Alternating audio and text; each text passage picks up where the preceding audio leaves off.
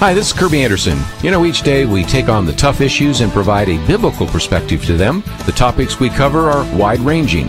Apologetics, theology, prophecy, creation and evolution, intelligent design, marriage, family, child-rearing, the millennial generation, trends in society, politics, economics, business, religious liberty, the Constitution, public policy, foreign policy, military policy, tensions in the Middle East, abortion, homosexuality, pornography, sexual ethics, media, technology, history, and America's godly heritage. We talk about anything that affects your faith, your family, or your freedom. So don't go anywhere, because Point of View starts right now.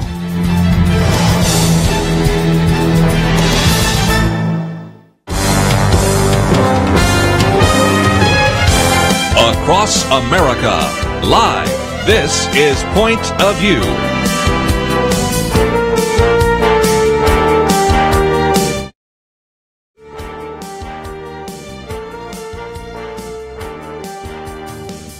And now, Penna Dexter.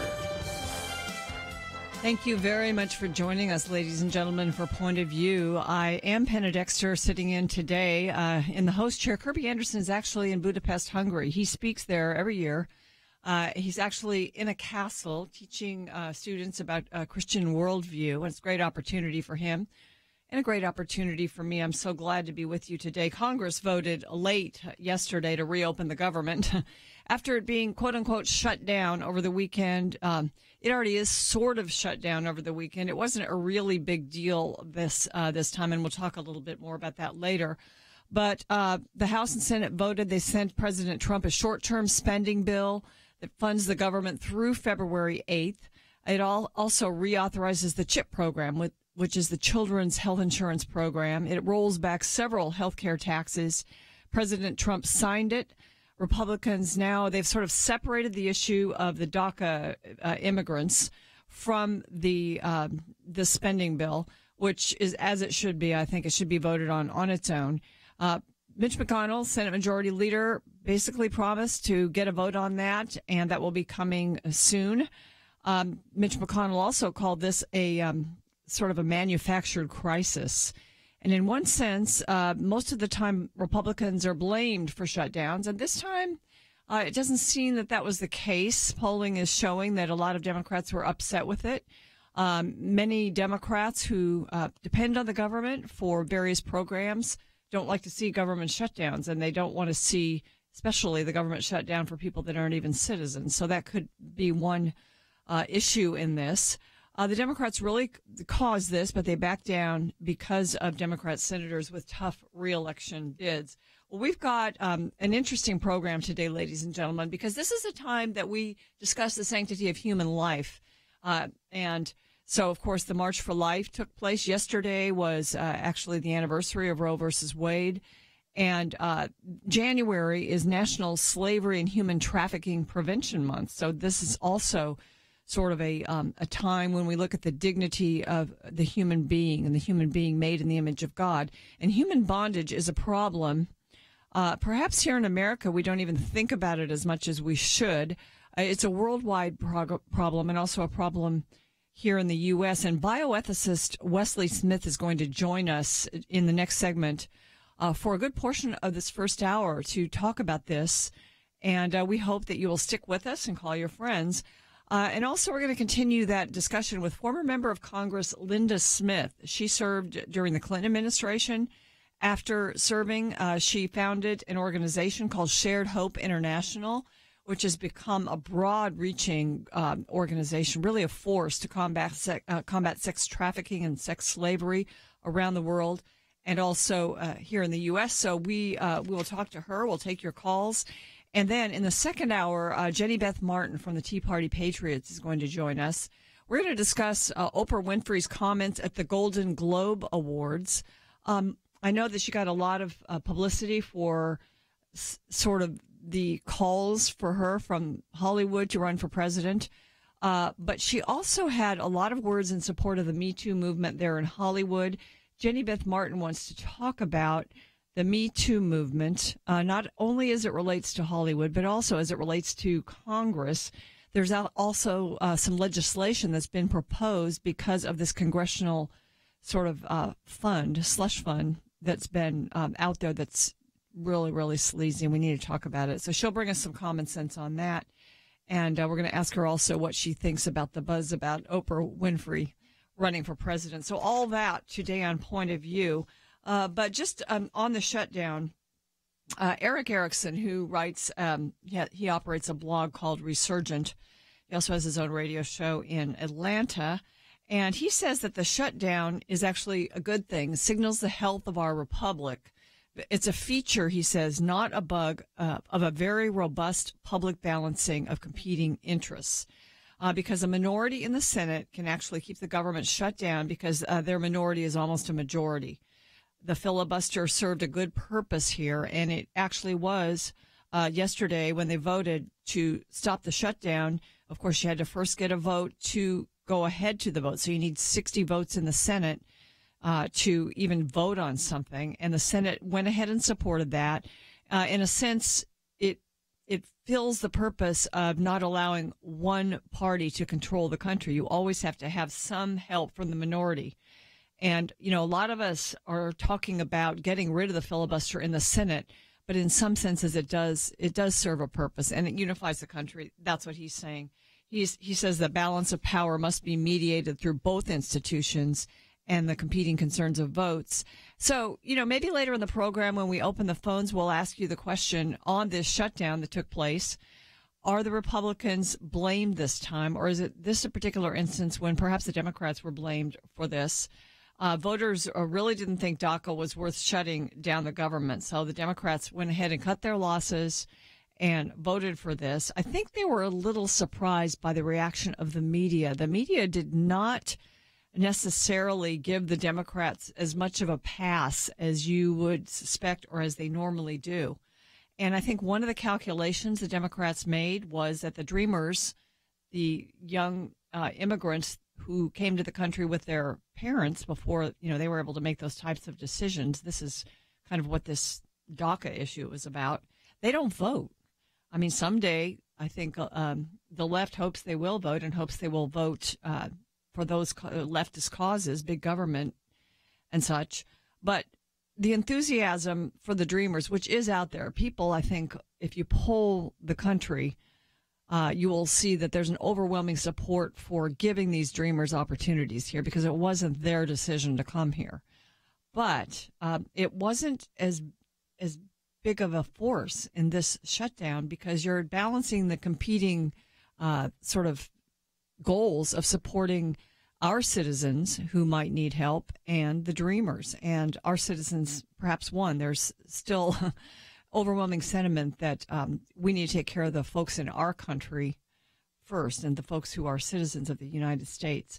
I think there will be something passed for the Dreamers, but there has to be a balancing sort of either wall, border security. There has to be a lot of reassurance for those of us in this country that want to see illegal immigration curtailed. So that's what this was about, but they've taken DACA off the table and untied it from our spending bills, and I think that's a good thing. It probably should have happened last week. It happened this week. The interesting part about this is that the shutdown was relatively painless for the country. In fact, most people wouldn't even have known that there was a shutdown. It was over a weekend, number one. And number two, President Obama, when there was a shutdown in 2013, made it very painful and very public and put signs up at monuments that because of the Republicans have shut things down, that you can't go to this national park or whatever.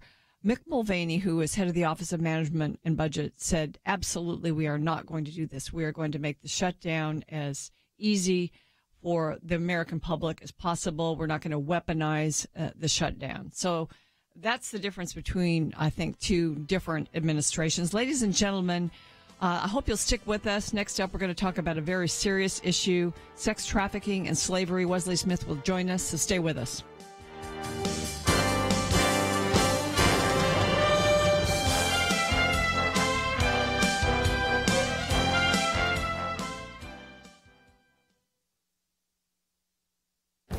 This is Viewpoints with Kirby Anderson.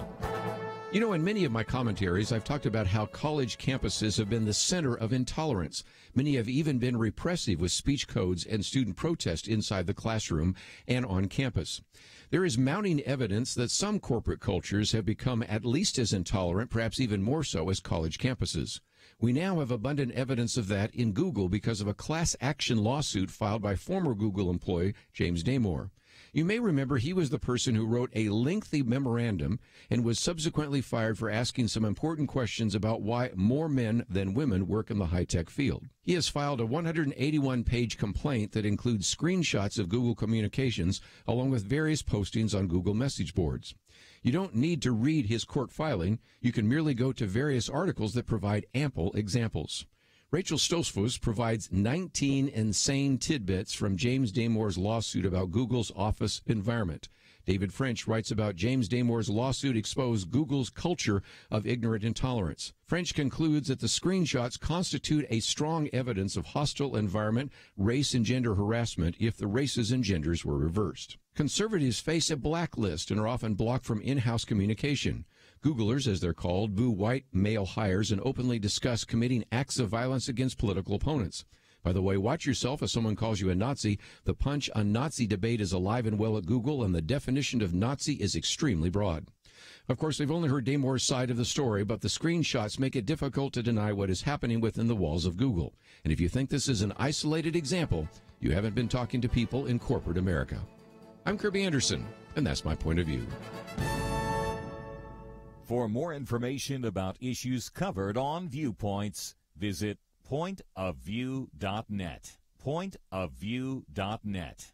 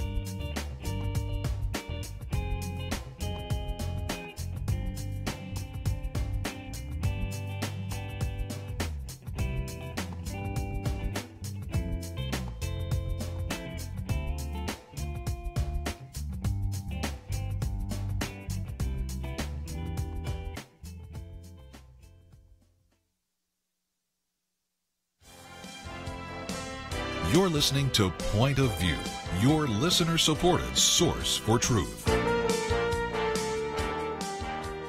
Welcome back to Point of View. I am Penna Dexter, and my guest is Wesley Smith. He is a bioethicist. He's also a lawyer, an award-winning author, and senior fellow at the Discovery Institute's Center on Human Exceptionalism, making him well qualified to talk about this subject. And the news peg for it is that January is National Slavery and Human Trafficking Prevention Month.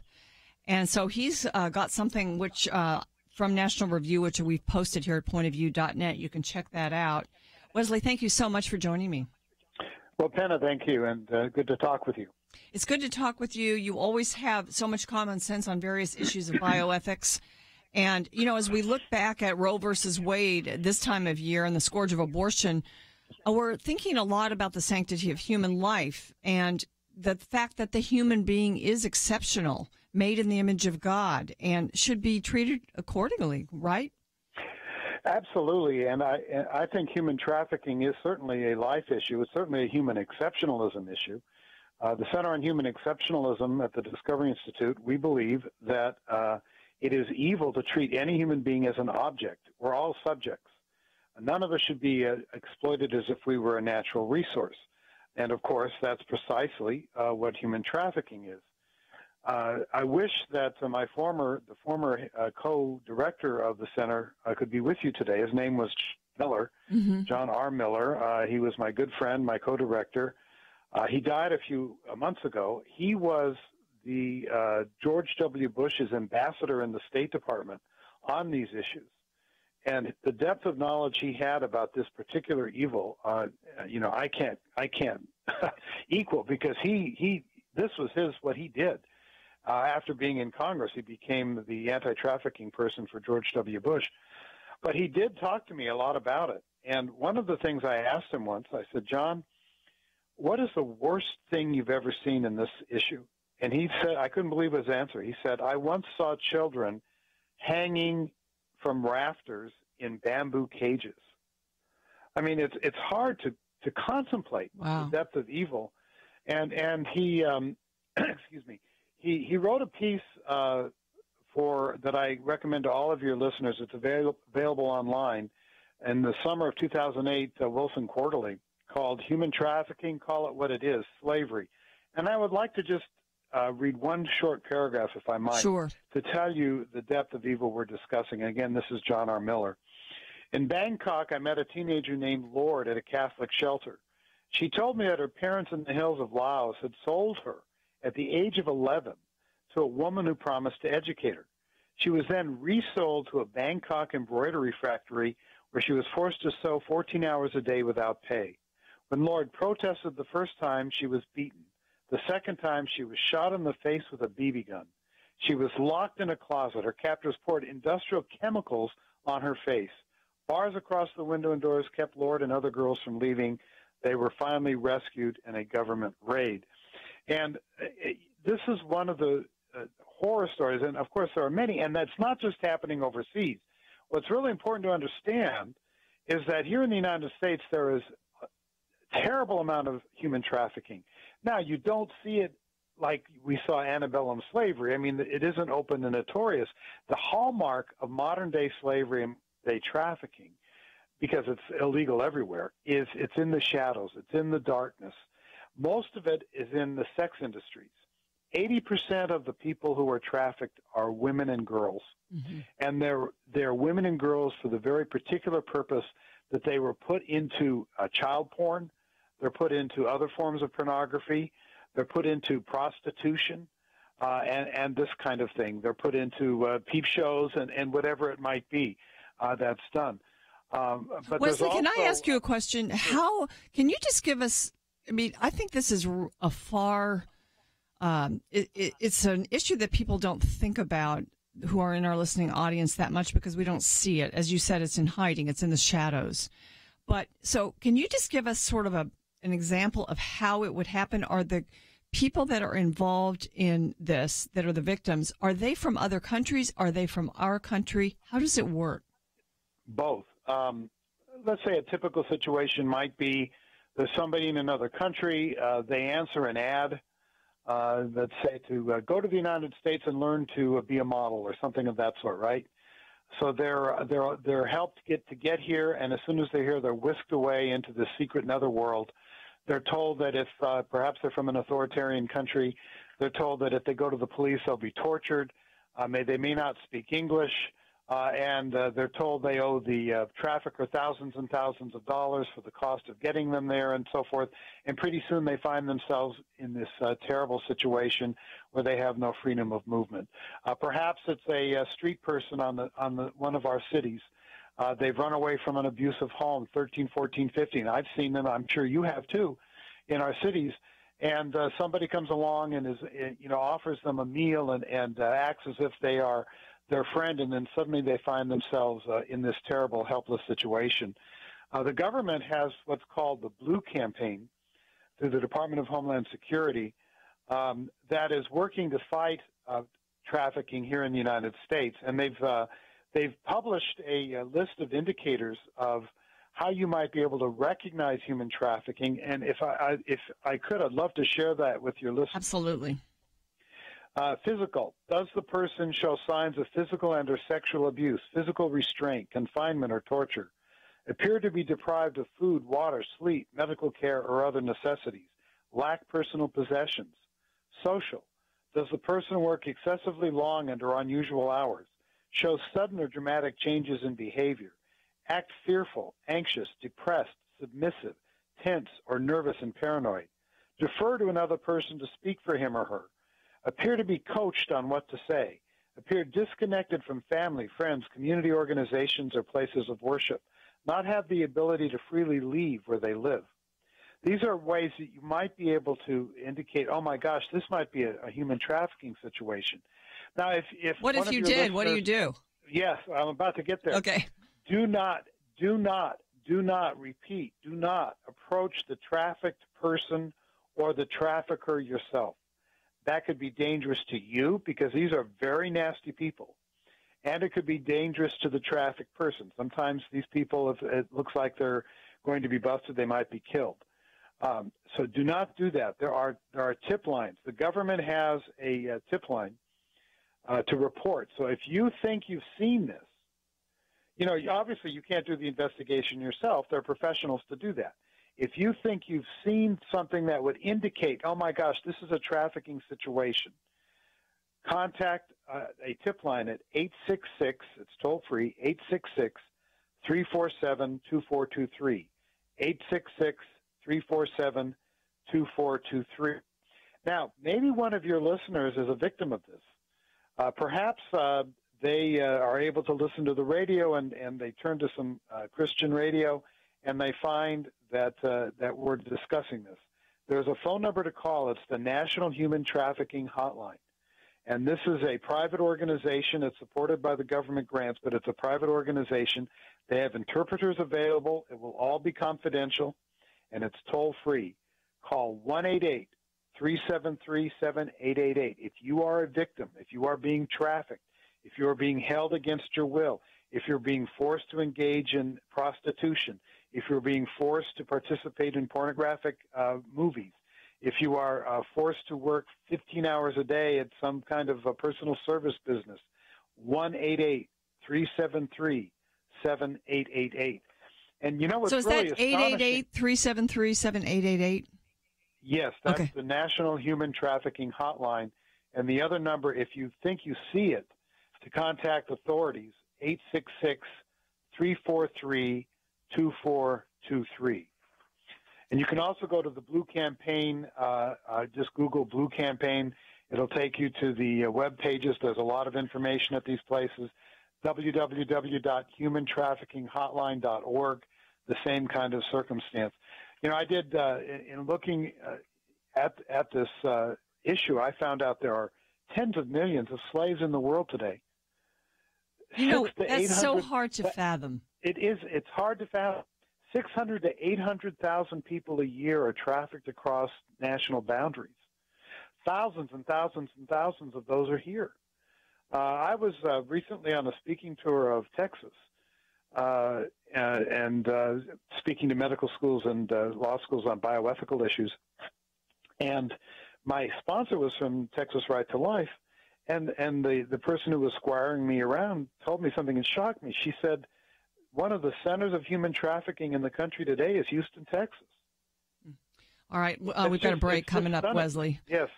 I would like to open the phones, 800-351-1212. If you would like to ask a question of Wesley Smith on this issue of sex trafficking, sex slavery, it's a serious issue. I'm sitting in the state of Texas, so this is alarming. We'll be right back. Stay with us. Why should you become a partner with Point of View Radio?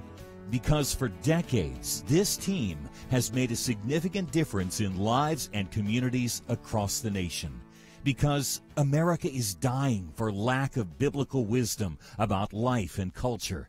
You should give because your gift will make possible cutting-edge information on issues that matter, information you won't hear anywhere else. Why? Because your gift will change lives, because you'll influence our culture with biblical truth, and because you can make a difference for the future. Our nation needs a truth team very badly. Support Point of View Radio today at pointofview.net. Click on Join the Truth Team and choose your level of support. Pointofview.net or call 800-347-5151, 800-347-5151, or mail that first donation to Point of View, Box 30, Dallas, Texas 75221, Box 30, Dallas 75221. Point of View will continue after this.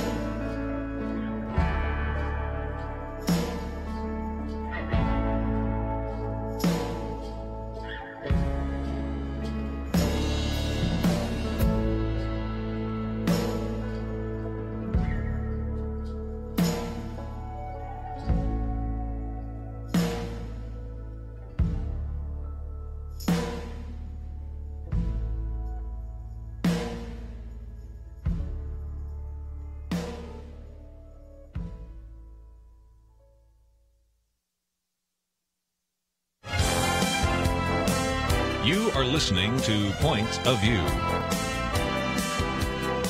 The opinions expressed on Point of View do not necessarily reflect the views of the management or staff of this station. And now, here again, is Penna Dexter.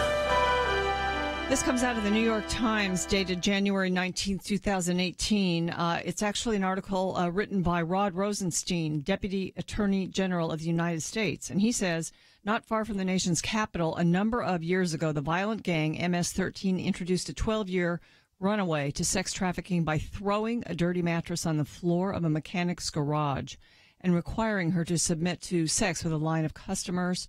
And he says that it was not an isolated incident. Gangs seem this is Jeff Sessions, Attorney General, says, gangs seek to profit off the victimization of others through drug trafficking, extortion, murdering rivals, robbing innocent bystanders, and trafficking vulnerable juveniles for sex. My guest is Wesley Smith from the Discovery Institute. Wesley, this is, our government is on this to a degree, but as you said, this is a hidden problem, isn't it?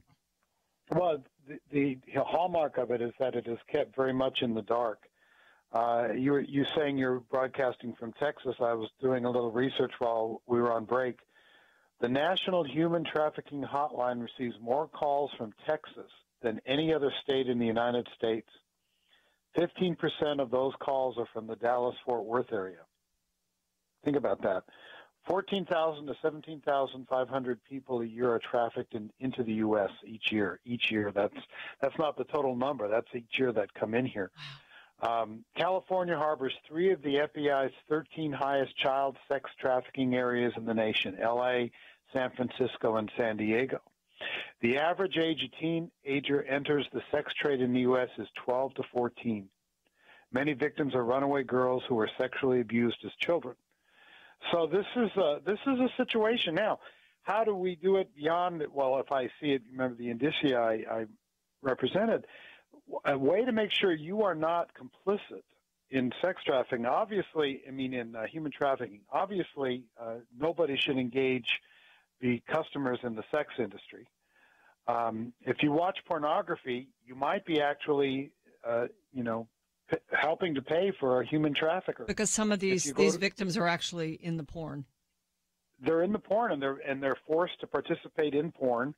And if you decide you're going to watch that, you may be watching a slave. I assert that anybody who's in pornography is being exploited, including people who do it, for money and with consent. But beyond that, if there are many people who get into porn in terms of being the ones being shown in these very dehumanizing circumstances, they're trafficked. If you go to a prostitute, chances are, you don't know, but you might have a trafficking situation. Perhaps more commonly for your audience, you have a chance to, you need to get a new roof put on, and most of the people are coming in at, let's say, $20,000 for your roof, and then there's this one company that'll do it for $8,000.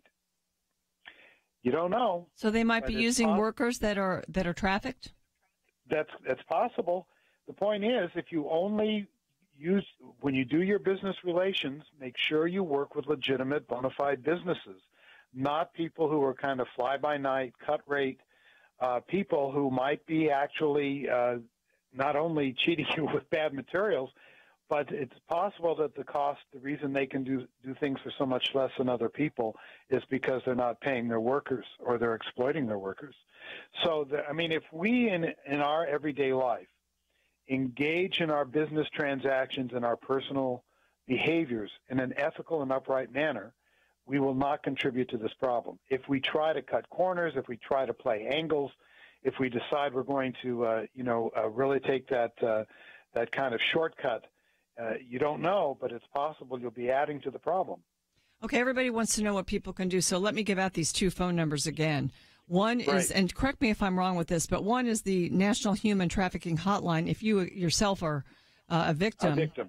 888-373-7888. And we're going to try to get these up on our website and keep them there for a while. And then the other one is if you see it or you suspect it, don't engage it, but call 866-347. Continue that 2423. 2423. 2423. Okay. Right, 866-347-2423. That's the government and the Department of Homeland Security. They've got a whole campaign, which you can research online. It's very easy to find, called the Blue Campaign. And that will give you a lot more information than we can here. And I think if we all keep our eyes and ears open, you never know, you might be able to save someone. But if we engage our lives in a way that has integrity, we won't contribute to the problem. Talk about something called biological colonialism. Yes, that's a term I coined, and to me it's a first cousin of human trafficking. It's not slavery, but it's when people decide that they're going to go overseas or even here and engage poor people, exploit poor people for things such as buying an organ. Or in India, for example, people would go, they just recently outlawed it, but there are other countries that do this, where women, very destitute women, are used as surrogate mothers, and they're kept in these kind of dormitories. They're forced to have cesarean sections and so forth because very well-off people want to have a baby, and they hire the broker to have a woman become a surrogate. And some women have died as a consequence because of bad behavior or don't get adequate pain control. Pakistan has had to outlaw organ transplants, organ living donations like of a kidney to people who are not related. The Philippines had to outlaw actually having anybody from outside the country receive an organ transplant because of this biological colonialism, where people come from outside the area. They've got a lot of money. You've got desperate poor people. And rather than exploiting these countries for, let's say, their timber, you're exploiting the populations for their organs. China sells organs. And there's this terrible industry where if you let's say you need a liver and it's a 1 year or 2 year wait here, you go to China and a month later you have it. You paid $100,000 for a liver. But the problem is that person who, quote, donated, close quote, that liver was murdered, was killed, might have been a Falun Gong political prisoner. They were tissue typed and killed so you could have your liver. And yet we've had people in this country write books extolling, oh, look, I got a kidney from my cousin Larry. It's called Larry's Kidney. Got good book reviews. Oh, it's a tour de force. Tour de force. It's such a funny thing. Where this fellow Asa, Daryl Asa, I think his name was, he wrote about his cousin needing a kidney, so they went to China. Well, you don't know where that kidney came from. And so when we participate in things such as that, I know people who want organs are desperate, but people have to think, is it really worth going to another country and causing somebody else's death, or perhaps a lifetime of ill health because they received poor medical care when they sold you their kidney for $2,000? Is that worth it? Wesley, let me ask you, first of all, if I've got another free segment after this, I'm wondering if you might be able to stay another segment because we have some calls. All right, we'll do that. Sure. Oh, great. Thank you. Now, you wrote, and this applies to the situation you just described about biological colonialism, but also human sex trafficking. You write, no human being, and this is kind of the theology of this, and that's what I want you to expound. No human being should ever be treated as an object, only and always a subject. So kind of elaborate on that. Right. I mean, we all, if you're an object, that means you can be exploited. That means your body parts perhaps can be taken. That means you can be trafficked, and your sexual parts can be abused for the gratification of others. We are not treated as an equal. We are treated as somebody who can be oppressed, who can be exploited, who can even, there's even advocacy in some quarters for killing people. I mean, this is in very prominent bioethics literature. Well, if they give consent, let's kill people who are cognitively disabled like Terry Schiavo for their organs. Why should we wait till they're dead? Because they've got a low quality of life. There are all kinds of things that are interconnected here. Now, that's not human trafficking, but yeah. Anytime that we decide that one of our brothers and sisters is of such a low quality of life, or has lesser moral value than us, or is not equal with us, who we believe that we can treat for our gratification, our benefit, our utilitarian use, whether it's going to a prostitute or whether it's buying an organ from a poor Pakistani, then we are treating them as objects, not subjects. All right, Wesley, I'd asked you to stay, but I'm just realizing that Linda Smith from Shared Hope International, who deals in this issue, is coming at in the next segment. So I'll have to thank you so much for really just spending this half hour with us and also bringing this issue to the forefront. We appreciate it. Thank you very much for having me. That's Wesley Smith, and he is with the Discovery Institute. He writes a blog at nationalreview.com, which you might be very interested in on the subject of human exceptionalism. Stay with us. Linda Smith will join us, and we'll be right back.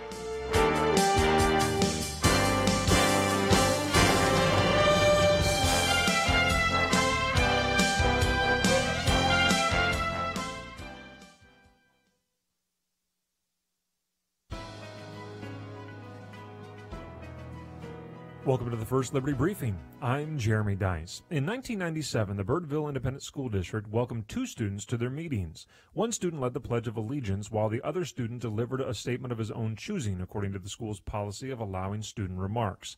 And that continued for years, most often in the form of an invocation during which the board members stood respectfully quiet with bowed head while the student prayed. That was all well and good until a humanist group sued, alleging the school boards are not legislative bodies and should not be permitted to have an invocation in the same way a state legislature, city council, or county commission does. Eventually, the case arrived before the United States Court of Appeals for the Fifth Circuit, where a 3-judge panel upheld the practice, stating, quote, legislative prayers are recited for the benefit of legislative officers. It would be nonsensical to permit legislative prayers but bar the legislative officers for whom they are being primarily recited from participating in the prayers in any way, unquote. The fact that students undertook to lead those invocations was of minimal concern. Quote, although it is possible to imagine a school board student expression practice that offends the Establishment Clause, the court explained, this one, under its specific facts, does not, unquote. This is a routine area of challenge by secularists, but one with limited success, since the long tradition of our country is one of support for prayer at public meetings. To learn how First Liberty is protecting religious liberty for all Americans, visit firstliberty.org. You can learn how to protect religious freedom in the workplace, public schools, your church, the military, and more by downloading First Liberty's free Religious Liberty Protection Kits at firstliberty.org. That's firstliberty.org. If you want hope for religious freedom, go to firstliberty.org.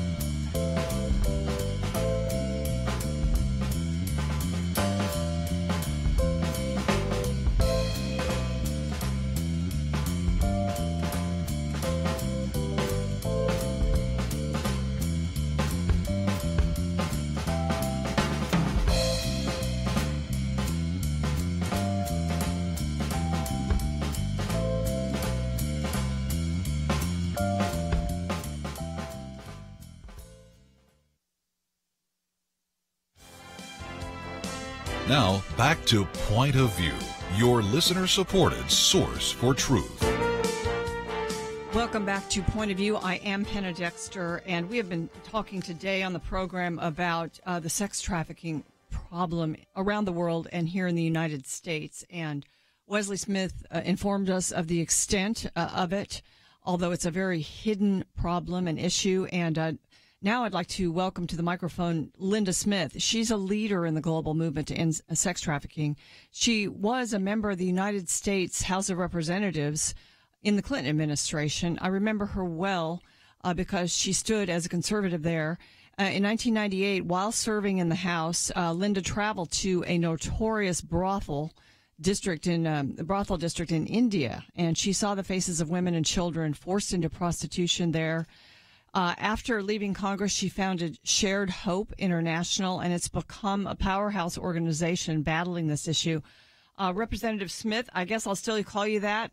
Thank you for joining me. It's good to be with you, and having a clear voice on this issue is important. So thank you for having what has become very dear to my heart, the issue of my life, for focusing on it today. Well, can you just give us an overview of some of the things that your organization, Shared Hope International, has accomplished in battling this? Well, I think to begin with, we started on focusing on trafficking restoration. So we started around the world. We have a network of homes. Within went into research as to how does it work, the actual trafficking market. And I ran research projects for the Department of Justice, the Department of State, and went inside to figure out what does it look like. And that landed us in the issue of policy. So we run an international or a domestic, I guess you could say, National Policy Institute.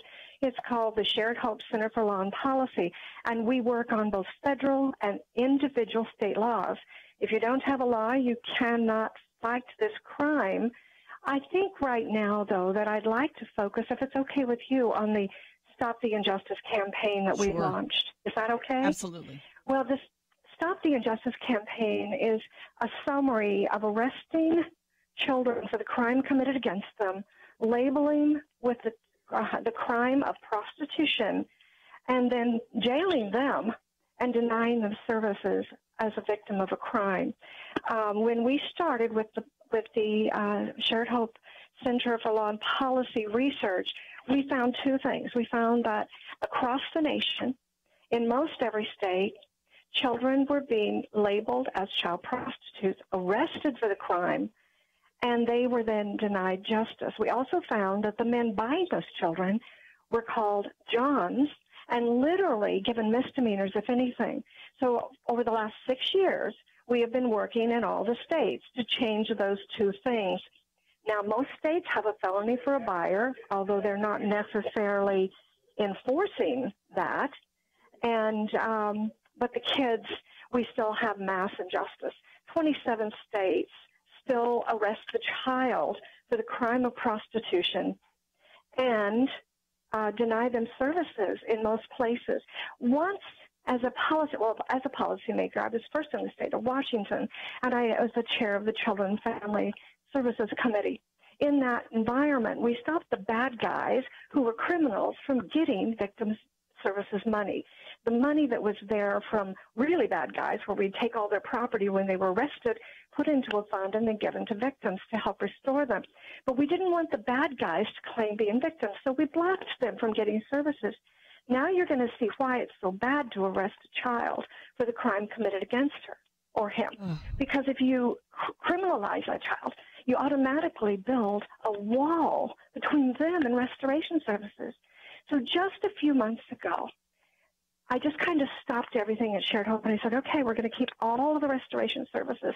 We'll still get people to help us with that. But let us proceed, and let's try to get the American people, who in many respects are the jury, if we go to a criminal trial for the buyer, or we go to defend a kid who's arrested for a crime. We want to change the jury, and we want people to understand that this would be the only crime where the victim is arrested for the crime committed against them. And the perpetrators rarely get arrested, and if anything, they walk with misdemeanors. We need to change that. So do you feel you're making progress? You feel you're making progress? Absolutely. Well, I think we are, but it'll take American people listening to do it. They're going to have to understand it. They're going to have to speak into it. They're going to have to talk to the legislators. They're going to have to say, we serve these kids as victims.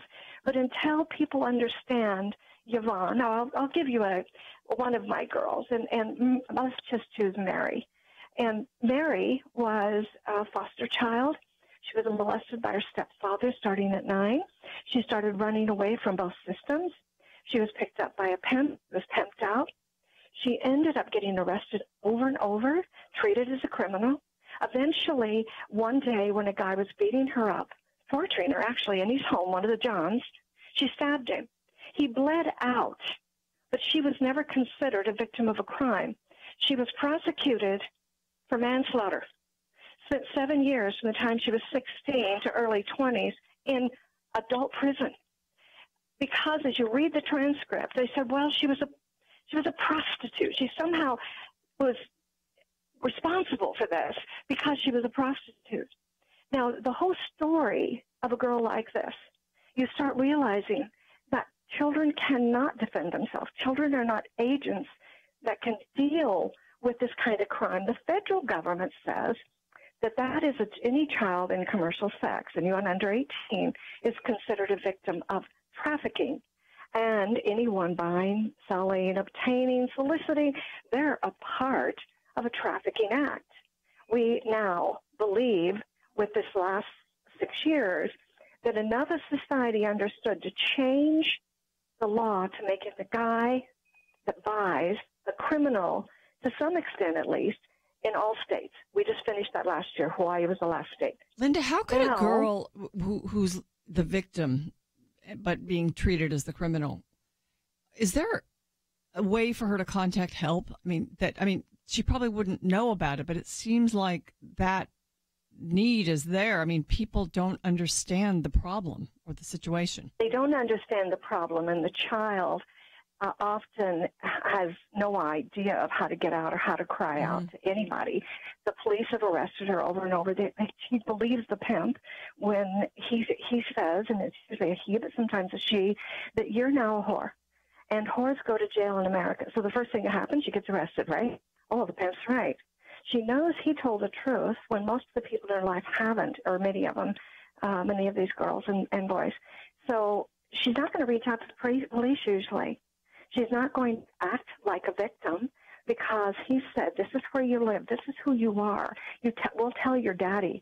I remember talking to Lacey the first time, and as she was talking to me, she was terrified that somebody would tell her family. Then she would be labeled as one of those girls. And what about the girls and the people in her Sunday school? She was in a youth group.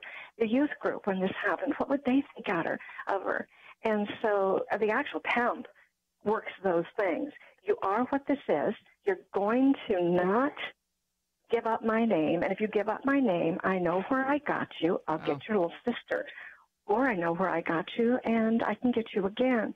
So I don't think that anybody listening can understand this totally. I don't either. You don't have to jump in here, Linda, because we've got a big, long break. I don't know if you're willing to stay. If you are, we'd love it. If not, we have to say thank you, and we've got to have you back to talk more about this. You know, I can stay for a while. Okay, I'm good. Between appointments, but I will wait till after the break and be happy to. We would love it. Thank you so much for granting us that. I actually didn't realize really the complexity of this, and also really the progress that's being made across the country. We have to thank Shared Hope International for this, and we want to talk about it more with Linda Smith. You can find out more by going to pointofview.net during the break, and we'll be right back. If you've listened for any length of time, you've probably heard about Point of View listeners who've done amazing things, started ministries, found their life's calling, impacted their city, their state, the nation. But let me be clear, you don't have to have a huge impact to be faithful. I thought about that when I read a note from Joanne in Texas. She admitted, up until recently, I've not had much of a political view, nor have I ever been so informed. But since I signed up for your email and website information, I can now get the correct information that the public is oblivious to.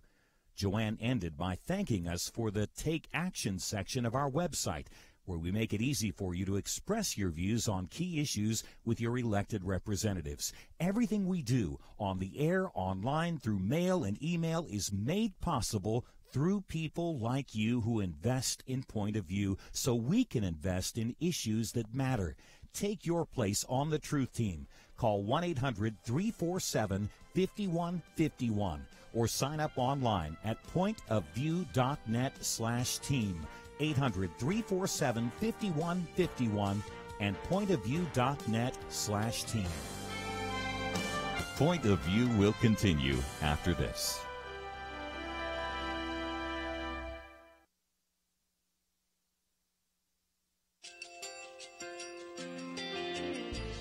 I just want to thank you so much for all the wonderful programming you have. You're just absolutely fantastic. I recently started listening to Point of View, and I really found it interesting because of the different subjects you cover. Thank you for that. I really appreciate everything that you do in keeping us informed. Thank you, Kirby, for everything that you have been doing. I appreciate all the work that you're doing, advocating for the Word of God. Thank you so much. Point of View, I think, is absolutely necessary because it's a Christian perspective, a biblical worldview perspective, and receive very current, up-to-date information about what is really going on, week to week in our culture, which is changing so rapidly, and yet it's morally sliding backwards. Yeah, I just, first of all, I thank you guys. Y'all's program is wonderful, and enjoy it every day. I learn so much every time I listen to it. Point of View Radio Talk Show.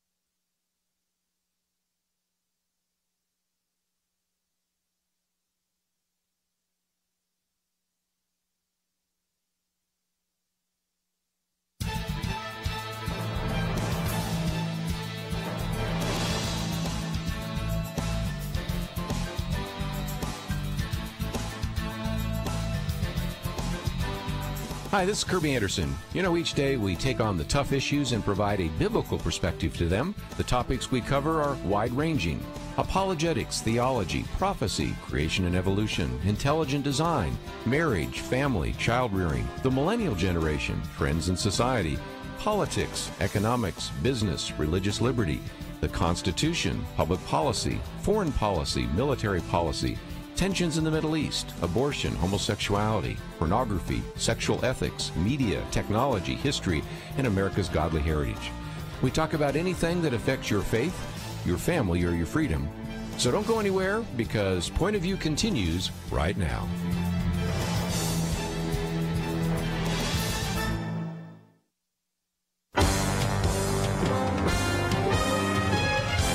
Across America, live. This is Point of View.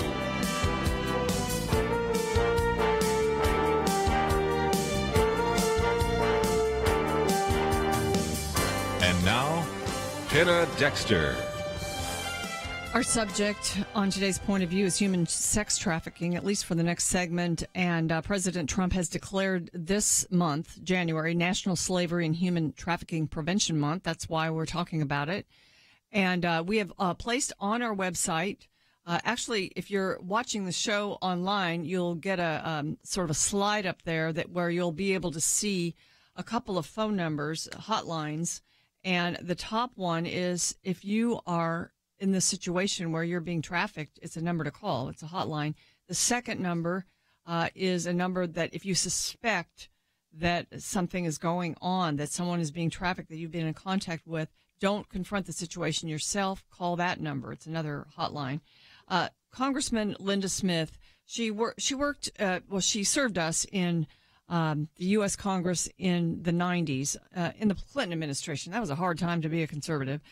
But that is not the subject today. After leaving Congress, she got a real burden while she was in the House for what's going on in terms of this problem of human slavery and sex trafficking. She founded Shared Hope International. And if you go to pointofview.net, you can click right through to that website and find out a lot more, especially about the issue we're talking about now. And Linda, thank you so much for sticking with us. And we are certainly talking about this turnaround that happens, that victims of sex trafficking, often it's because they're prostitutes. They become prostitutes because of this. But they're charged with crimes instead of their perpetrators. Yes, it's really hard to get our heads around. I remember when I did the research for the Department of State and then Department of Justice after I left Congress, and I was doing it on multi-countries. And as I was looking at all the countries, and I was doing what was called a market analysis, or it was called trafficking markets, so who's buying who's selling, who's facilitating. And then when I got to the undercover for America, and I saw kids as young as my middle school granddaughter, and I'm going, no, she's speaking teenager gibberish in the backseat of this car as they're bargaining for her. And I was absolutely shocked. And then I started working with the girls, the women, the young women, the women that had worked with them, and the men, and started realizing that most of them had criminal records. But then when I looked and saw what I reported to Congress, and it's the only congressional research on all of America and the world on the issue of demand. So you can go to Shared Hope's site and find this demand research, but that isn't the point today. What I found is I found two things. I started looking for arrest records for the men that were buying these kids. They were American men. And started to figure out, is this all over the United States? And was it? And so I did 11 more research projects for the Department of Justice in different regions of the United States. And lo and behold, I found that it was all over the United States. Now, I didn't know this. I just didn't know it. But then I started seeing the real injustice and started building services, working with other groups, awesome groups around the United States who were developing services, state lawmakers, as well as some of the agencies to try to right this injustice. And I found it was so much in our culture that the laws were established over the years, starting in about 1910, after the first federal law, and that it was pretty clear they were starting to have sympathy for the girl, but they still called her a fallen woman. Even if she'd been abducted or deceived, it wouldn't make any difference. And even if she was 13, 14, 15, it didn't make any difference. She was labeled a fallen woman. And once labeled that, she wasn't even given the right in court to testify because of her character. And so as I started watching that in the United States in the more current time, I go, oh, my goodness, every state has a law that can criminalize these girls for the crime committed against them, no matter what age they are. And I thought, well, they must be going after the criminals and protecting the kids under their laws. So I did a research project right after that for the Department, I think it was Justice. But the long and short of it was I found that it was so embedded in our society to call them child prostitutes. Well, they're prostituted children, they're raped children, but the moment we label them with that, then they were denied injustice. And it was just kind of an aha moment for me. It was like, wow, could they really be put in jail for the crime committed against them?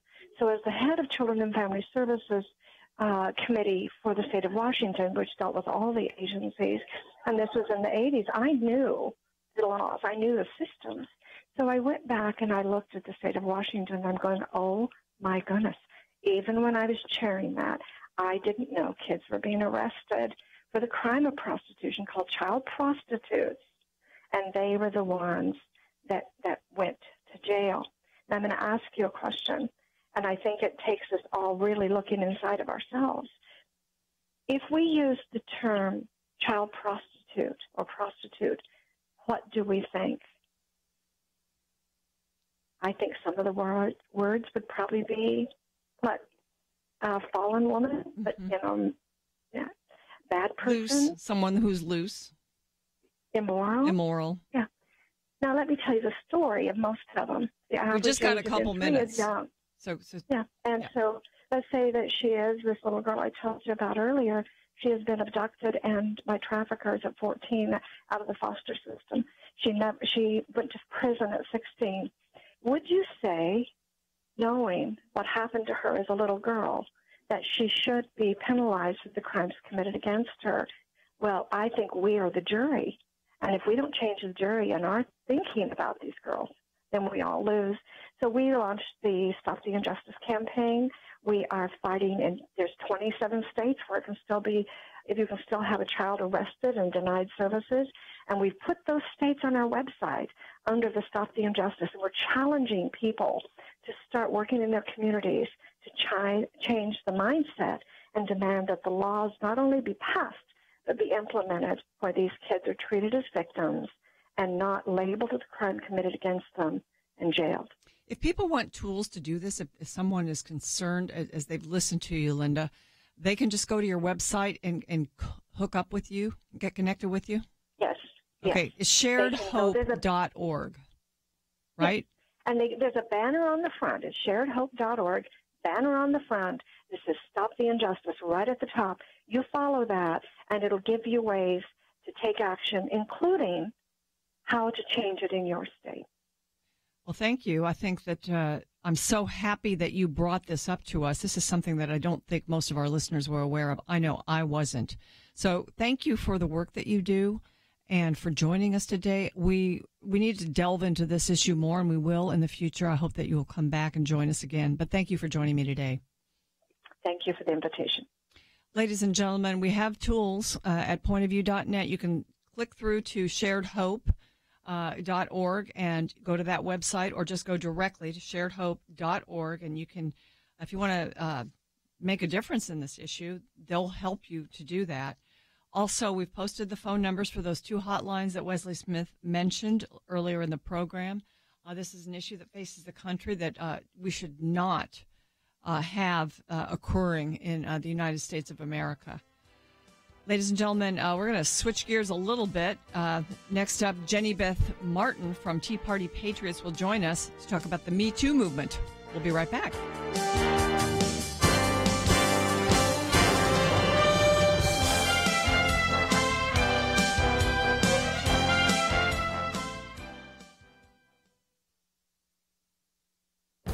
This is Viewpoints with Kirby Anderson. You know, in many of my commentaries, I've talked about how college campuses have been the center of intolerance. Many have even been repressive with speech codes and student protest inside the classroom and on campus. There is mounting evidence that some corporate cultures have become at least as intolerant, perhaps even more so, as college campuses. We now have abundant evidence of that in Google because of a class action lawsuit filed by former Google employee James Damore. You may remember he was the person who wrote a lengthy memorandum and was subsequently fired for asking some important questions about why more men than women work in the high-tech field. He has filed a 181-page complaint that includes screenshots of Google communications along with various postings on Google message boards. You don't need to read his court filing. You can merely go to various articles that provide ample examples. Rachel Stosfus provides 19 insane tidbits from James Damore's lawsuit about Google's office environment. David French writes about James Damore's lawsuit exposed Google's culture of ignorant intolerance. French concludes that the screenshots constitute a strong evidence of hostile environment, race, and gender harassment if the races and genders were reversed. Conservatives face a blacklist and are often blocked from in-house communication. Googlers, as they're called, boo white male hires and openly discuss committing acts of violence against political opponents.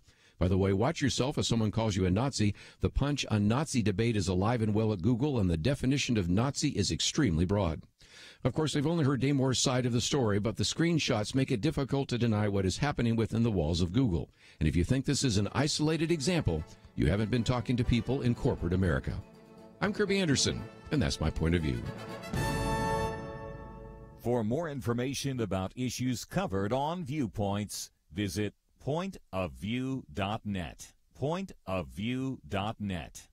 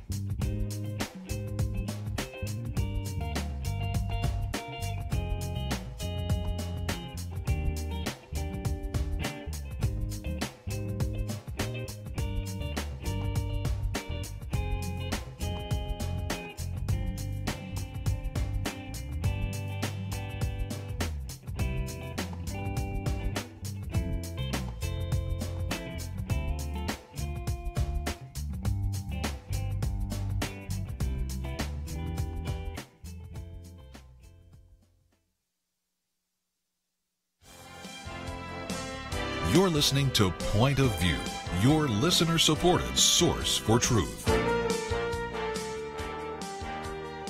Welcome back to Point of View. I am Penna, Dexter. Pretty heavy subject we've been discussing here on Point of View, human trafficking. And I do want to mention that periodically on, if you're listening online to our program, you can see a banner that gives the National Human Trafficking Hotline and also another number if you suspect human trafficking is going on, another hotline to call for that. Those are up at pointofview.net, and I can give them out again a little bit later in the program. Jenny Beth Martin is slated to join me, but we don't have her yet.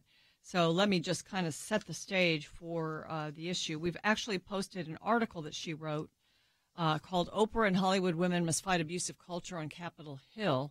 And Jenny Beth Martin is...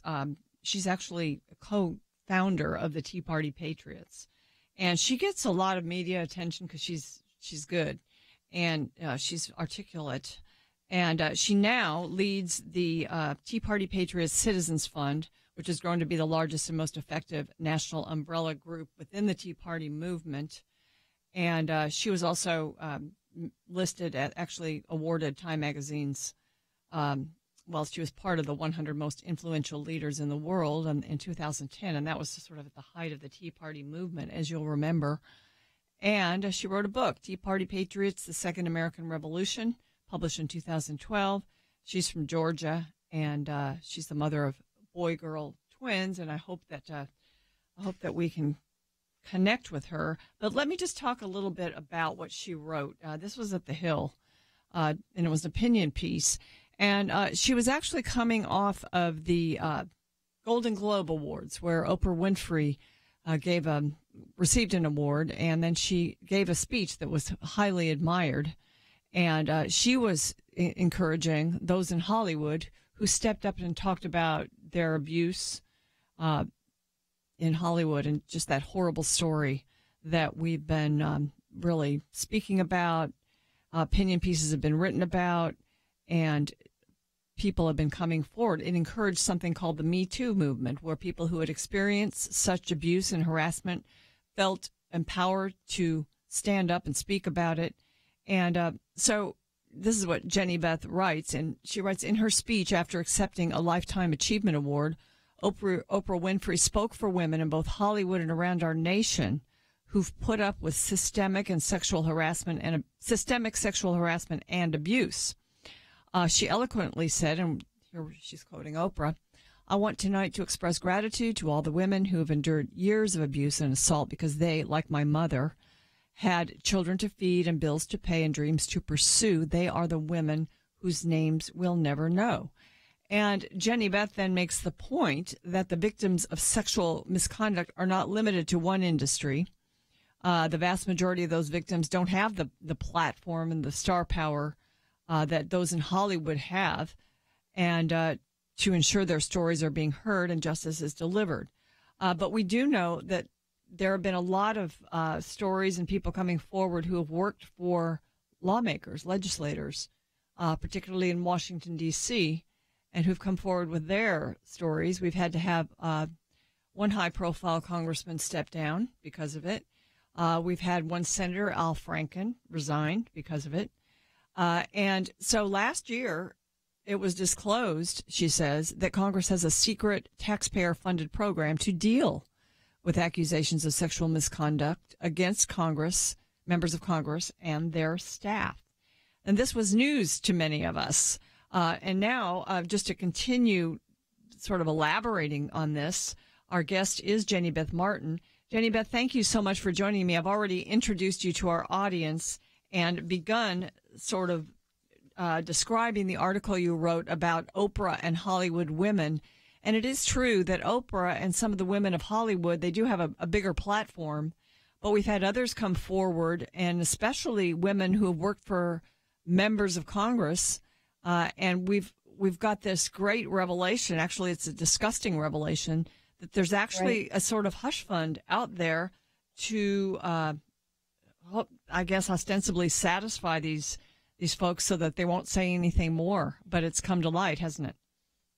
Yes, it has. And thank you so much for having me on your show. We've been calling it as a shush fund. Hush fund. It's hush money, but it really is meant to shush people up.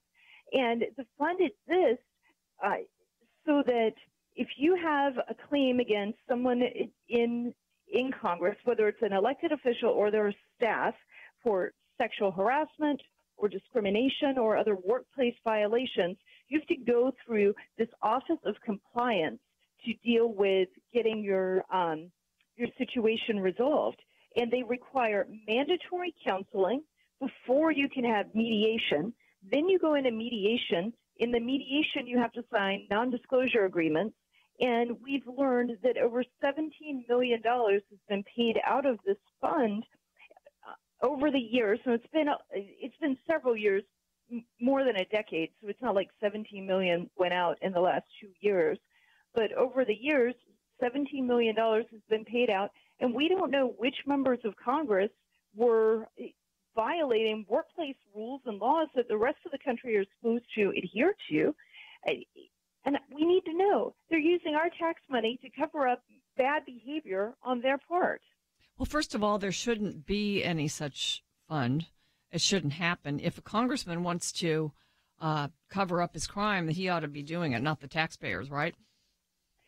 That's absolutely right. Now, it also does cover staff members. So if a chief of staff or a manager were sexually harassing or discriminating, it would cover that. While I find that egregious, I'm not as concerned about that as I am elected officials. I understand that sometimes you hire people and you make mistakes and you don't know until you're working with them. But I am concerned about the elected officials. We should know who it is. We should know where our taxpayer dollars have gone to. They need to disclose this information to us so when we go to vote, we can keep it in mind. And if they've used taxpayer dollars, frankly, I think they should have to pay it back. Yeah, I do too. Now, there's a bill. I don't know if I'm sure you know about the bill, No Taxes for Hush Money. Do you know H.R. 4494? What do you know about it?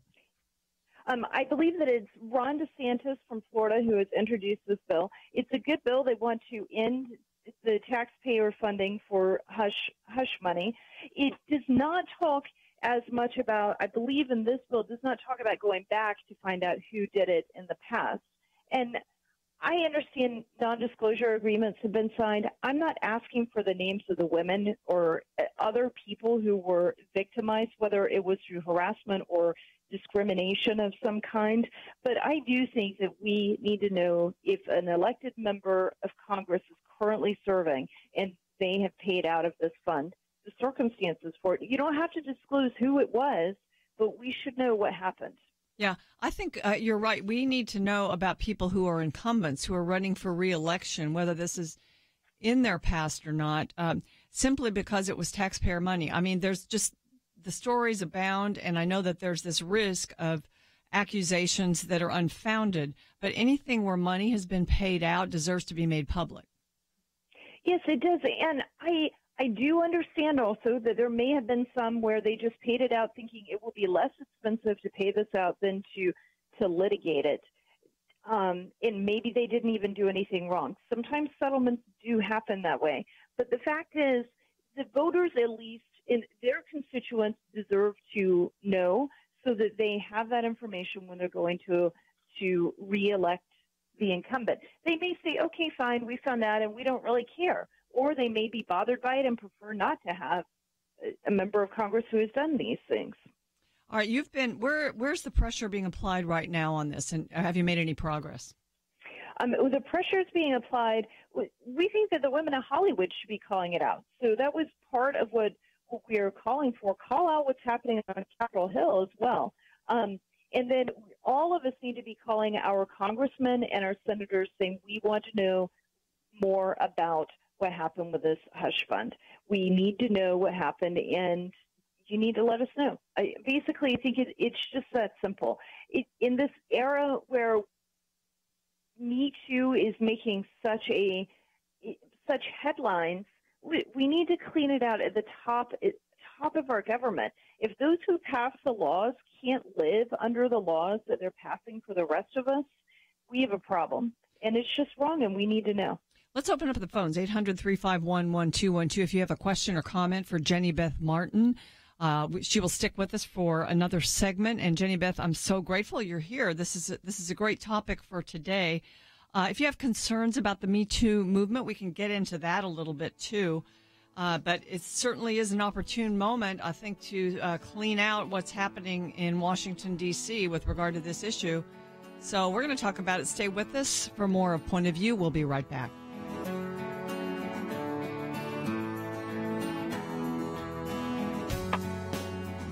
With the way things are going right now, there's got to be a source of truth somewhere. Eric lives in California, and he's listened to Point of View since he was a child hanging around his dad's auto shop in Nevada.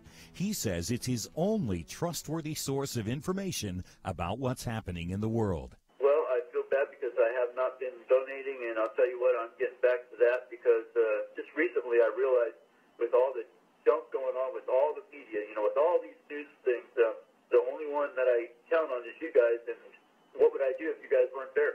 I don't know what I'd do. Where would I get my news? And I would be dead in water. So I got to do my part. Make sure you do your part, like Eric. Join the Truth Team.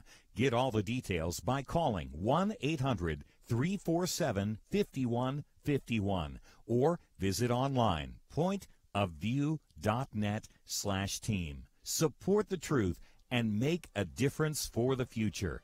800-347-5151 and pointofview.net/team. 800-347-5151 and pointofview.net/team. Point of View will continue after this.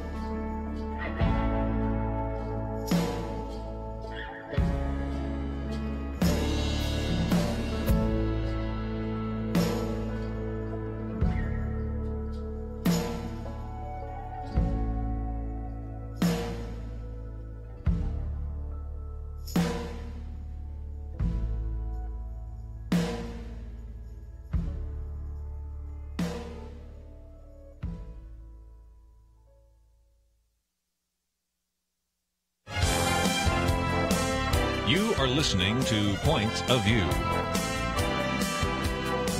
The opinions expressed on Point of View do not necessarily reflect the views of the management or staff of this station. And now, here again, is Penna Dexter. Our call-in line is 800-351-1212. If you have a comment about the Me Too movement, a question for Jenny Beth Martin of Tea Party Patriots. And Jenny Beth, we've posted your article about Oprah and just coming off of the Golden Globe Awards, her speech, and the fact that you believe, and I agree, that officials in Washington, D.C. ought to be held accountable, and definitely the idea that we have a hush fund paid for by taxpayers to silence women who say they're victims.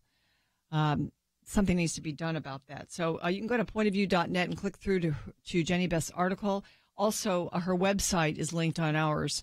And so we encourage you to do that. But Jenny Beth, I want to ask you, because there was a piece that came out in the midst of all this, December 15th at the Washington Post. It was actually an opinion piece by Kathleen Parker. And she asked the question, are we rushing to judgment too quickly on sexual harassment? And at the end of her piece, she asked, should every man who has ever made an unwelcome advance on a grown woman be ruined? And so, there's a concern about that, isn't there? Oh, I think there's a very real concern about it. And one thing that I have said since this all began coming to light is that we have to be very careful that we don't let the pendulum swing so far that it was that men could abuse women and abuse their power in such a way, and then let it swing so far that a woman can say anything and completely destroy a man and his career and his ability to provide for himself and his family. There has to be a balance with it, and I think that the way to actually achieve that balance is to lean on our founding principles. There's a presumption of innocence. You are able to defend yourself, and you have to make sure that we're holding on to those items so that we don't just have decisions in the court of the press and media rather than in a court of law. Yeah, I mean, like we had some high-profile people, Representative John Conyers, for instance. His deeds went back a long way, and there were a lot of people coming forward. Al Franken was one that I found to be, I didn't know if his resignation was actually justified. So we can talk about numbers of people coming forward sometimes. And also I think it's important to, if your job is on the line, if you don't perform this, then, that's definitely, guilt on the part of the man. So, do you have any other criteria that you think would? Well, I think that it's hard. This is hard. I think this is a hard time for us. I think it's hard, but there are very clear rules about what is harassment. There's certainly rules about what is abuse, and laws about what is abuse, what is rape, and you can't you have to make sure that you're paying attention to that. Right now, I have twins. They're about to be 15 years old. And I'm having to have conversations with my son, making sure that he doesn't just make a normal advance towards a girl, because boys at some point will do this. I'm sure he would die if he knew I was saying this. But the point is, I'm sitting there having to make sure that that nothing happens to him because he's doing what is normal behavior. And I'm concerned right now that in a way it is a bit of a witch hunt towards men. And we have to make sure that we're careful about that. Yeah, I think the definitions, abuse, harassment, those are two different things. They're very different things, and certainly rape is even more different than that. And Rose McGowan from Hollywood, who used to be on Charmed, said that she was actually raped. And I don't think that she has held fast to that and held very firm. And that is a horrendous thing to happen to a person. So you want to make sure that when that happens, that people are held accountable. But at the same time, the things that are happening with the Shush Fund, one thing that I did point out when we were talking before the break is that it may be that the member of Congress just said it's going to be less expensive to go ahead and settle than to have to defend myself. That happens. Those kind of things do happen because litigation takes time and energy and money. So we just need to understand the circumstances of the situations when our tax dollars have been involved. Absolutely.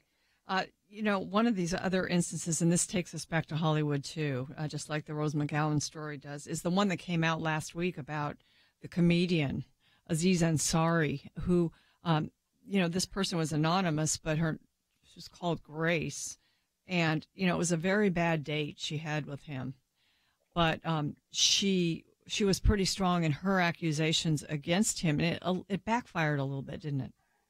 It did backfire, and I read that, and that's like the horror story that you imagine happening to a man when the pendulum swings too far. The other thing that we have to do is we have to make sure that if you don't want something to happen, that you're able to say no, and that you understand how to say no in a way that's forceful enough to get the message across. But I also understand that women can feel very frightened and that a man can be overpowering to a woman. And in those situations, sometimes women just do what they have to do to survive and to get out alive.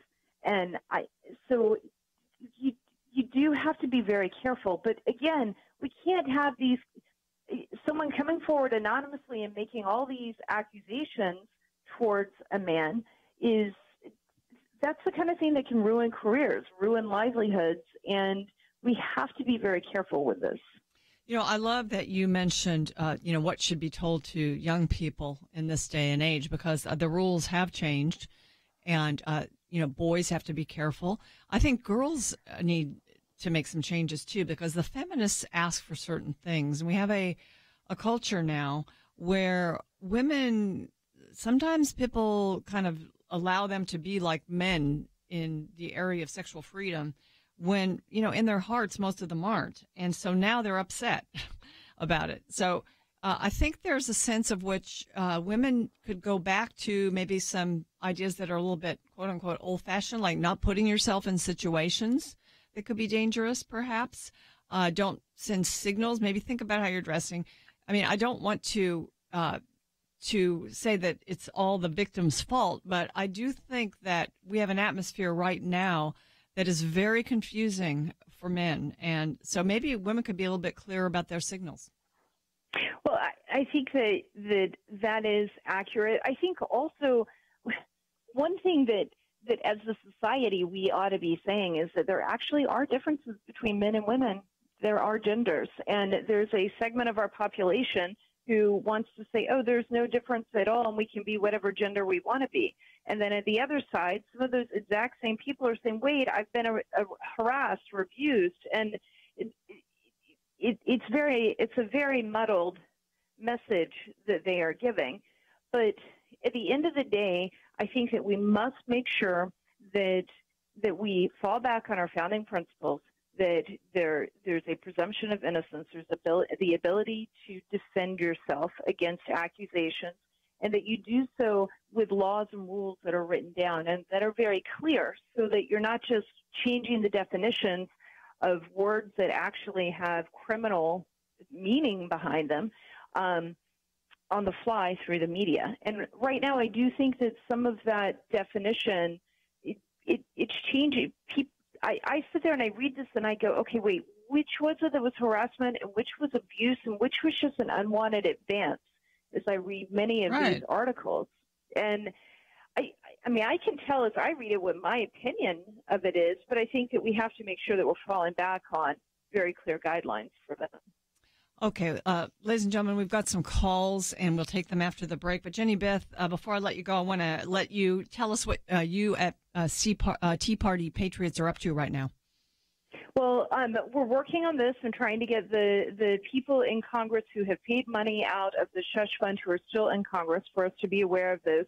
We're also watching very closely the things that are happening with DACA and amnesty and immigration. And if you want to get involved, you can go to teapartypatriots.org And every Monday at 1 o'clock Eastern Time, we do a Facebook Live session. So you can watch that and ask us questions. We answer most every question that comes to us through the Facebook Live session. Well, it sounds like a lot of fun. Can people find out more about that at your website? Yes, just go to teapartypatriots.org and you can find out all about it. Jenny Beth, thank you so much for joining me today. Thank you for having me. Ladies and gentlemen, you can go to pointofview.net and click through to Jenny Beth's website, Tea Party Patriots. I encourage you to do that. There's a lot of good information there. We continue to take your calls here for the last segment of Point of View, so stay with us, 800-351-1212. We'd love to hear your comments on this issue, especially this idea about defining words. We'll talk about that more right after this.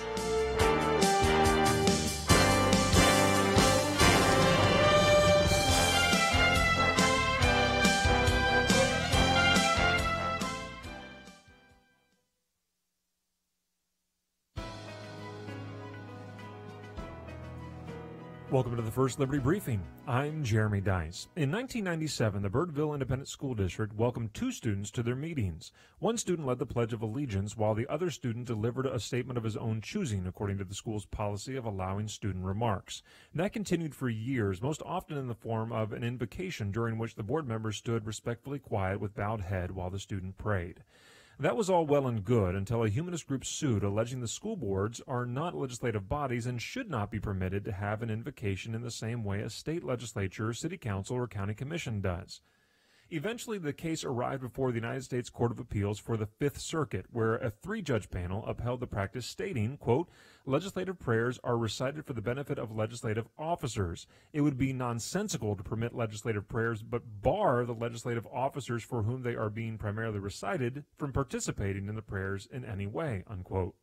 The fact that students undertook to lead those invocations was of minimal concern. Quote, although it is possible to imagine a school board student expression practice that offends the Establishment Clause, the court explained, this one, under its specific facts, does not, unquote. This is a routine area of challenge by secularists, but one with limited success, since the long tradition of our country is one of support for prayer at public meetings. To learn how First Liberty is protecting religious liberty for all Americans, visit firstliberty.org.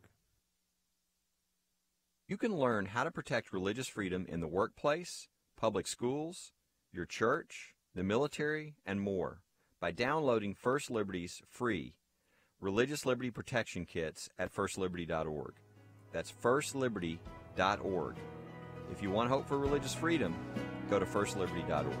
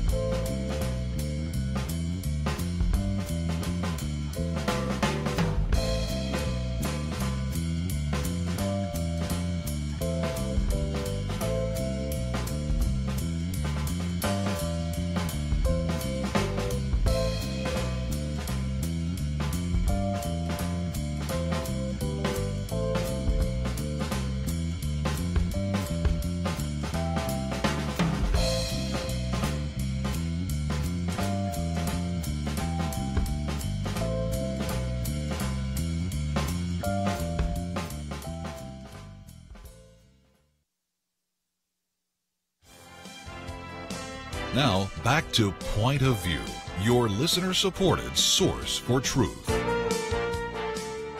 Welcome back to the final segment of Point of View. I'm Penna Dexter, and we are taking your calls. Let's go to California. Gilbert is listening in on KYCC. Hi, Gilbert. Hi, hello. How are you doing? Great.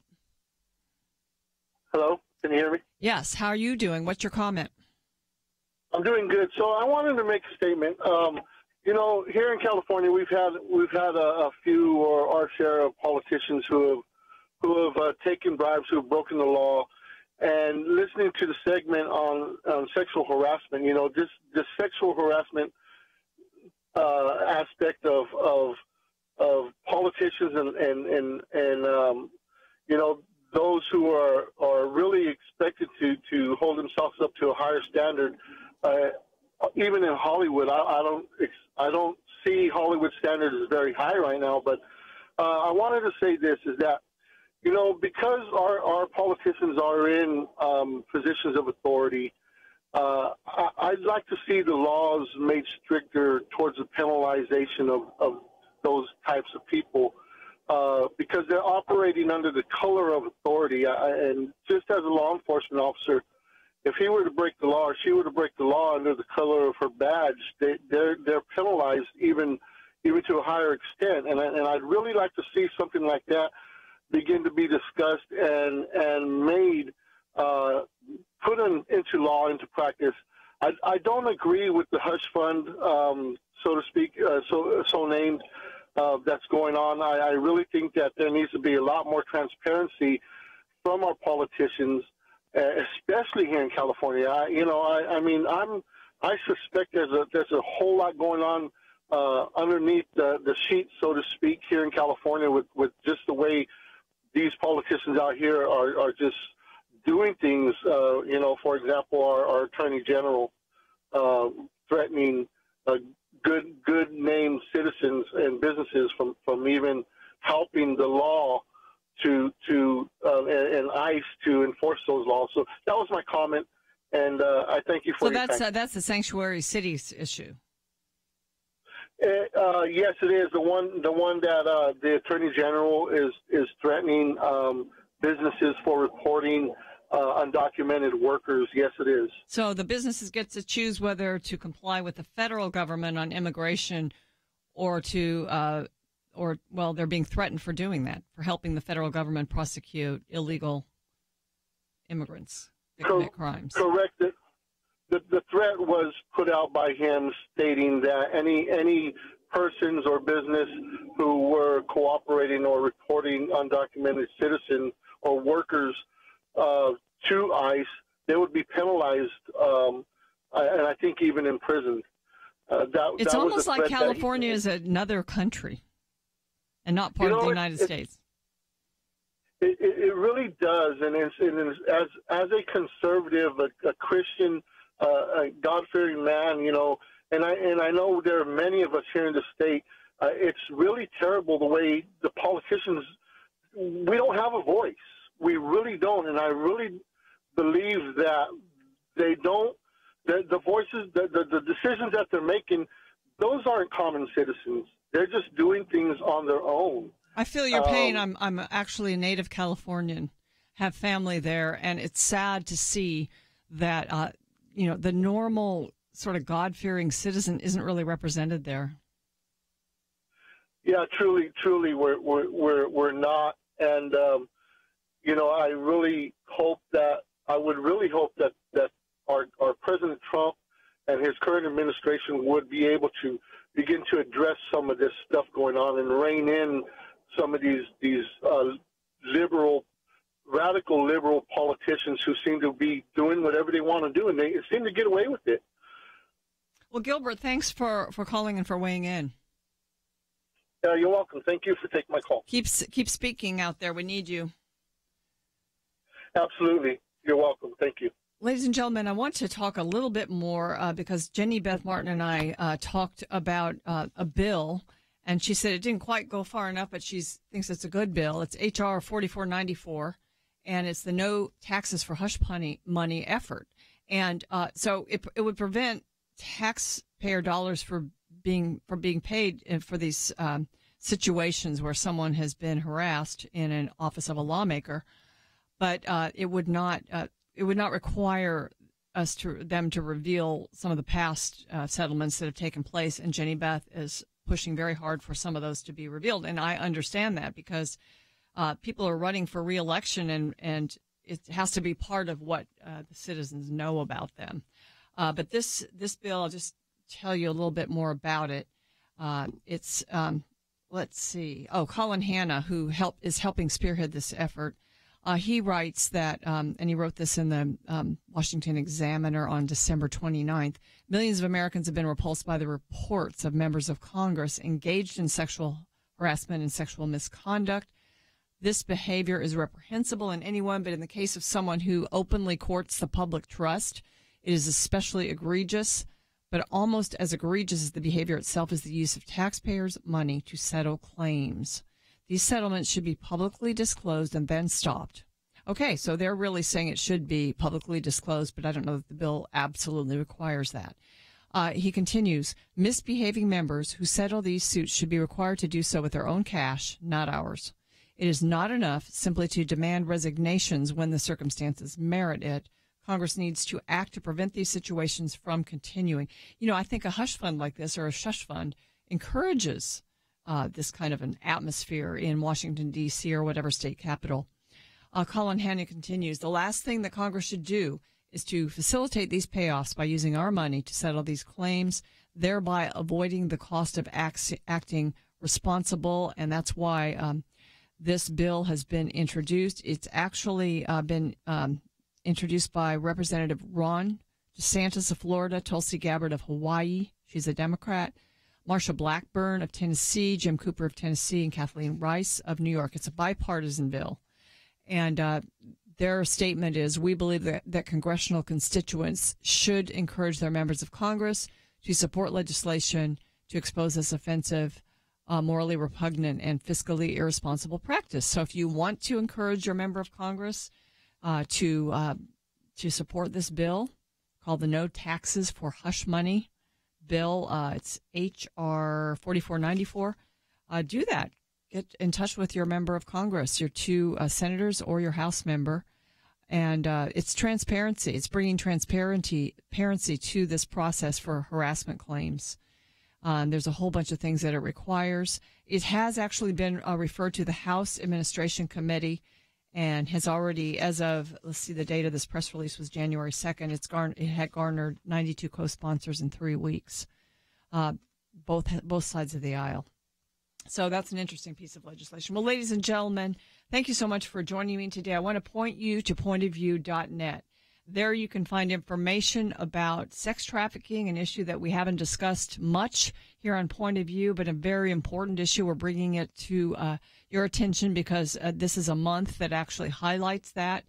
And you can find the phone numbers that we've mentioned that are hotlines there. And you can also find 2 websites to link to, especially sharedhope.org, which will help you if you want to get involved in this issue. And you can also find out more about our guests, Jenny Beth Martin and Wesley Smith, who we thank for joining us today. And there's a donate button here at Point of View. We are a listener-supported ministry. We depend on the gifts of our listeners. Many people have listened to us for years but have never supported us. And we would love to have you join our team because it really is a team effort. We get to talk on the radio, but it takes all of you to help us to do so. So go to pointofview.net. Check out that donate button there. Tomorrow, I believe Nick Pitts and the Millennial Roundtable will be taking over the show, and you are not going to want to miss that. I will see you on Friday. God bless you. Is religious freedom still a cornerstone of the Republic, or has it effectively been crushed by the forces of tolerance? America needs Christians to be informed and as unified as possible, applying God's wisdom to civic life. Point of View can be a key part of a successful mission.